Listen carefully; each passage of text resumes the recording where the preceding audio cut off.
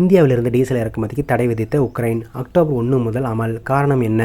அமெரிக்க உள்ளிட்ட நேட்டோ நாடுகள் ரஷ்ய எண்ணெய் சாக்காக வைத்து இந்தியாவை பற்றி பேசுகின்றன. இதற்கிடையில் உக்ரைன் இப்பொழுது இந்தியாவிலிருந்து வரும் டீசலை தடை செய்வது குறித்து யோசித்து வருகிறது. உக்ரைன் எரிசக்தி ஆலோசனை நிறுவனமான என்கோர் திங்கட்கிழமை செப்டம்பர் 15ஆம் தேதி உக்ரைன் இந்தியாவிலிருந்து டீசல் வாங்குவதை அக்டோபர் 1, 2025 முதல் தடை செய்யும் என்று அறிவித்துள்ளது.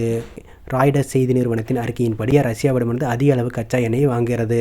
இதன் காரணமாகத்தான் இந்தியாவின் டீசல் இறக்குமதிக்கு தடை விதிப்பதற்காக முடிவை உக்ரைன் எடுப்பதாக உக்ரைன் எரிசக்தி ஆலோசனை நிறுவனமான என்கோர் கூறுகிறது.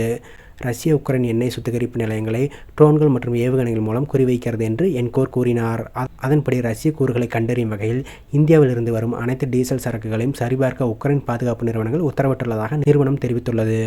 மற்றொரு ஆலோசனை நிறுவனமான A95 இந்த கோடையில் ஒரு பெரிய உக்ரைன் எண்ணெய் சுத்திகரிப்பு நிலையம் பழுதடைந்ததாகவும் இதனால் வர்த்தகர்கள் இந்தியாவிலிருந்து டீசல் வாங்க வேண்டிய கட்டாயம் ஏற்பட்டதாகவும் முன்னதாக தெரிவித்திருந்தது. பழைய சோவியத் தரநிலைகளை பூர்த்தி செய்ததால் உக்ரைன் பாதுகாப்பு அமைச்சகமும் இந்தியாவிலிருந்து சிறிது டீசலை வாங்கியது. கடந்த ஆகஸ்ட் மாதத்தில் உக்ரைன் இந்தியாவிலிருந்து 1,19,000 டன் டீசலை வாங்கியதாகவும் அதன் மொத்த டீசல் இறக்குமதியில் 18% என்றும் என்கோர் கூறியுள்ளது.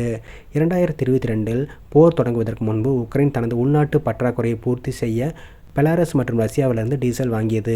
இந்த ஆண்டின் முதல் பாதியில் டீசல் இறக்குமதி கடந்த ஆண்டை விட 13% குறைந்து 2.74 மில்லியன் மெட்ரிக் டன்னாக இருந்ததாக A95 கன்சல்டன்சி தெரிவித்துள்ளது. மத்திய கிழக்கை விட இந்தியா ரஷ்யாவிடமிருந்து எண்ணெய் வாங்குகிறது. ஏனெனில் அது மத்திய கிழக்கை விட மலிவானது. 2 இடங்களிலும் இடையே விலையில் மிகப்பெரிய வித்தியாசம் உள்ளது. அமெரிக்க அதிபர் டொனால்ட் ட்ரம்ப் ரஷ்யாவிடமிருந்து எண்ணெய் வாங்குவதற்காக இந்தியா மீது 50% வரி விதித்துள்ளார் என்பது குறிப்பிடத்தக்கது.